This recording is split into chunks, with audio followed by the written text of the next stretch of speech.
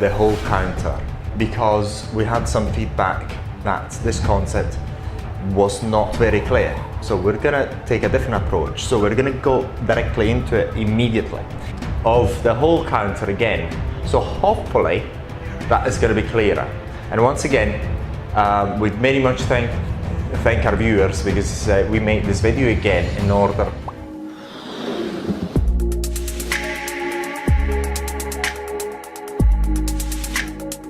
In this video we're going to talk about the whole counter, but in this video we're going to take a different approach to explaining it, because we had some feedback that this concept was not very clear. So we're gonna take a different approach. So we're gonna go directly into it immediately.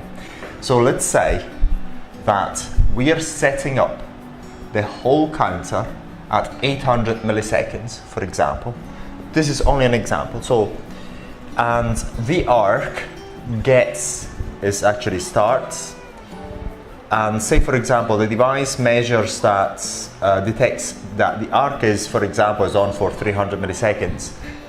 This is only an example because there's no exact numbers. It's more like 285 or 283 or 304, something of the sort. So, but let's take a round number just for the sake of it, just for the sake of the explanation only. Let's say 300 milliseconds. So we set it at 800. Then inadvertently, because that can happen inadvertently, the arc stops because maybe you move your hand inadvertently, your hand is trembling or whatnot, or you're touching the skin, whatever else. Okay, that's very, very important. So it's off. What the whole counter does is stops counting. It stops counting, and the off time can be either a few milliseconds, a second, or a few seconds. It really depends how long the arc is up for. And during the off time, it stops counting. So if it's counted already 300 and you've set it at 800, it's still waiting for 500 milliseconds. And if no arc is on, it still waits for the arc to be on again. So let's say in this example, that then is off, and then it detects another arc, and we're going to show you how. Detects another arc on for example, on for 250 milliseconds, for example, and then is off again, and then it detects another arc that is on for another 250 milliseconds. Then it says, okay, I've got 300 plus 250 plus 250, 300 plus 250 plus 250 equals 800. So it's very, very simple from this point of view, hopefully. That explains it, hopefully. But again, so 300, for example, that could be 300, and then that could be 200, for example. Or it could be a different combinations. Or it could be 300 and another burst, a full burst of 500 milliseconds. And then after this, the whole of 800 milliseconds is off. And then it waits that time that you tell the device to wait in order to make that tip of the device on again. So it's not as if this device this way is capable of controlling the arc, whether it's on and off. It measures whether the arc is on and off. Now we're going to go into how it measures it. In this particular device, in the new Beautyteck Plus, we have a very different configuration. We're not doing the royal circuit anymore. We're doing another circuit where we've got a transformer, and we inject a digitally manufactured waveform, a digitally manufactured sine wave. And the good thing about that is that we can actually make any sine wave we want of any frequency and almost any voltage. I mean, within a certain range. If I remember well, it's between 5 and 12 volts. I can't quite remember. And then we've got a step-up transformer, and then at the output we've got a stepped up, the same waveform but stepped up. Now the challenge is that this current here is very, very low, and it's very difficult to measure. So in order to detect whether an arc is going on in here, we measure the current in there, and then if that current increases a certain threshold, then we know that the arc is on. So So basically what the computer does in the whole counter mode, in order to detect whether the arc is on, it measures that current. If that current is exceeds a certain value, then it knows that the arc is on, and then when that current is not of a certain value, say for example, I don't know, say 100 milliamps, say we'll talk about that in a minute at the end of this video, then it knows that the arc is off. So it only counts when that current there, that is measured there, is over a certain threshold. Very important.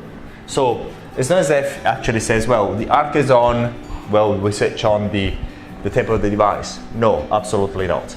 So it does only count when the arc is on, or that current is exceeding a certain threshold, and that is how that is done. So it's a very peculiar way of doing it, and this is because it's got very good applications in aesthetics. In certain applications in aesthetics, you really want to know and to have a very precise way of measuring the arc and duration, and that allows you to do that. Now let's going to go on to re-explaining the whole counter again, and its challenges, and hopefully that will help you understand that better. We call the whole counter or whole mode because it allows you to control the whole or total duration of the arc. Now why? Because the challenges are that the arc can switch on and off inadvertently, and the human eye cannot detect fast on and off transitions. That's a very, very important as well. Fast on and off transitions or switching, when this is in the order of the milliseconds. So what happens is when the on and off is quite fast in the order of milliseconds, we don't detect it and we think that the arc is always on, which is not the case. So if you want to make very accurate treatments in terms of bursts of arcing, this will allow you to do it. And then also very, very important as well, it's not as if this on and off is times cannot happen very often. And the problem is that the human hand's movement can involuntarily cause the on and off switching without the human eye realizing it. That's very important as well. And also another thing is that we are unable to count to the milliseconds. We can actually approximately count to maybe half a second, but never the millisecond. And also the reaction time of our hands using maybe pushing a button or moving your wrist, it's not that accurate anyway. So the only way we know in order to accomplish this is by using this particular function, which is absolutely beautiful. And now what we're going to do is we're going to show you a practical example of the whole counter again. So hopefully that is going to be clearer. And once again, we very much thank our viewers, because we made this video again in order to make it clearer, because our viewers said that it wasn't very clear. So we made another one for you. And enjoy the next part of the video where we're actually going to show you the whole counter in action. So in this part of this video, what we're going to show you is two things. Number one, we're going to show you a pulse mode at a very short duration of arcing. We're going to show you how the human eye is incapable of detecting a fast switching of an electrical arc, as what we've just said a few seconds earlier. So that corroborates that. And also we're going to show you another example once again of the whole mode in operation, so that hopefully is going to be clearer. So we're going to start immediately with the pulse mode. If you've seen the pulse mode, this is the duration of the pulse, and this is the working time, which is controlled by the rate here, and is at the moment is 6% of 50, which is 3 milliseconds. So we actually got a pulse of a duration of 50, is to say a repeated pulse of a duration of 50, which during 47 milliseconds of the time is actually off, and it's only on during 3 milliseconds. So most of the time, let's just say 84% of the time, this is the arc is off, everything is off, and only 6% of the time, 3 milliseconds is on. So what we should actually see, we shouldn't even be able to see the arc, but because the arc makes an impression on onto our eye, it looks as if, it seems as if the arc is on all the time. So we're going to show you this right now. It's quite an interesting thing to actually learn in this video, so you understand the physics of it. And if you understand the physics of it, then you understand why these functions are so important in aesthetic treatment. See whether I can actually show you it. So that's the, okay, fair enough. That's my beautiful hand as usual. I'm gonna increase the zoom. So I got it exactly at what do you call it, in the pulse mode. So we're going to show you the arc. So first of all, I have to get rid of the carbon residues on the device. Yes, I think you can see it. So I'm going to show you the arc. See whether you can see it. So if you actually see it, it's a continuous arc. It looks as if it's a continuous tiny arc without any stopping. See whether I can actually get it a bit down so you can see it better, because it's a tiny thing.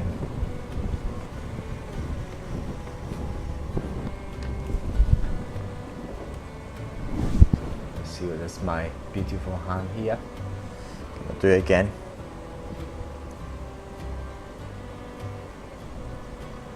So I'll do it again. So, and it seems as if the arc is on all the time, whereas it's not.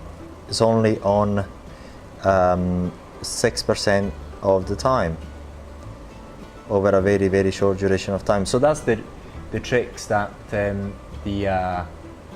eye can play. So see whether I can even show you better. No, I cannot. That's the best I can show it to you at the moment. Hopefully the camera is able to capture it. Show you that way. So I'm going to do it again. That's the arc on.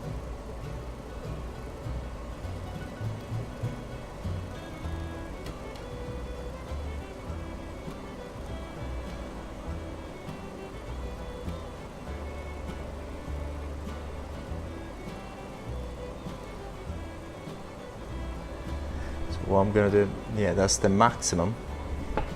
So what we're going to do right now, just to, as another example, we're going to increase the duration of the pulse. Go enter.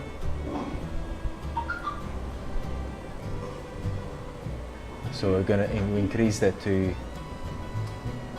100, so we doubled it. Now I can see the switching. I can actually measure the switching, because now the duration between the pulses is is 90 milliseconds or so.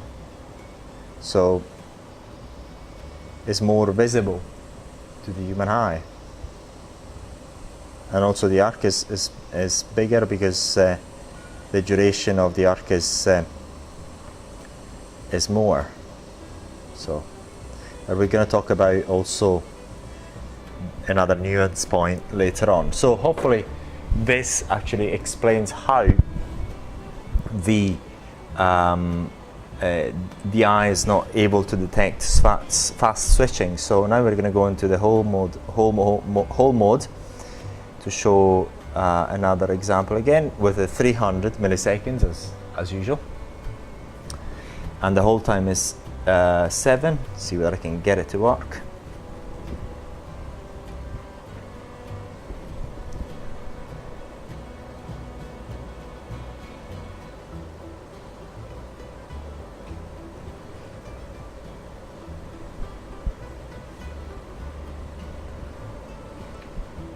we have it.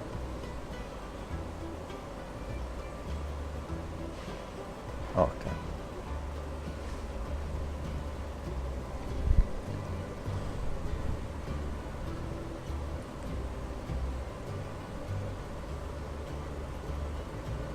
So one. So it's not there yet.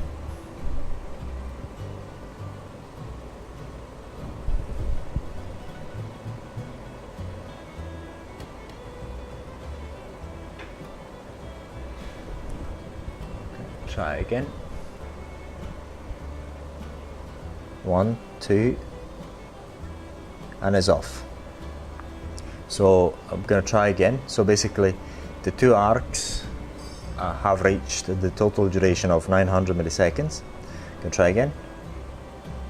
1, 2, and that's it. So the two arcs have reached the duration of 900 milliseconds. I'm going to try again in a second. So 1, 2, and 3. So in this case I've been a bit faster, so I could get three arcs in the within the 900 milliseconds. I'm going to do another experiment. I'm going to get two arcs, 1 and 2, and that's it, it's switched off. So, and I waited in the region of 2 seconds in between arcs. So this is just to demonstrate that the device waits for you to get another arc on in order to make sure that you have delivered the total duration of the arc. That's pretty much it for this this video. Should you have any questions, please get in touch with us.